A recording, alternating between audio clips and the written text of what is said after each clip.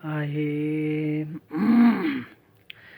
दिल्हन का ताल्लुक हनीमून से नहीं है फ़कत।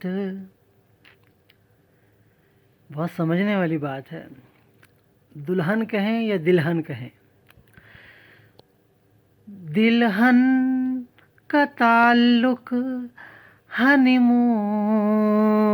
से नहीं है फ़कत। दीवाने ज़माने भर के लिए हम ख़याल हुआ करते हैं।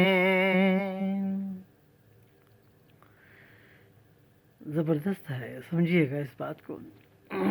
आज हम थोड़ा सा बात करेंगे अपनी नए नए कैलेंडर के हवाले से।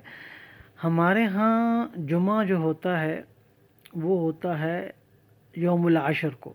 इस बात को समझ लेने की ज़रूरत है कि नए नए कैलेंडर के मुताबिक हम अमल करते हैं। और हमारे यहाँ जमा होने का दिन, जिसे जुमा कहते हैं, छुट्टी का दिन कहते हैं, वो सिर्फ़ और सिर्फ यौमुल आशर को होता है।